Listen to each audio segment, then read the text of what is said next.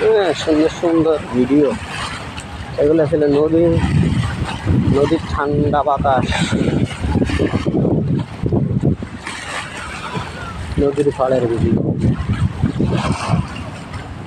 দেখেন বড় বড় কন্টেনারগুলো নদীর মাঝখানে দাঁড় করে রাখছে।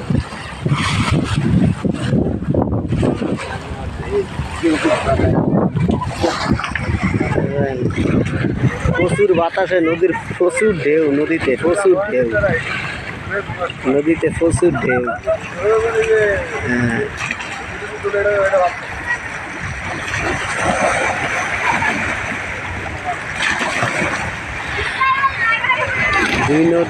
দুই কন্টেনার মাঝখানে সূর্যটা অনেক সুন্দর দেখা যাচ্ছে আকাশে।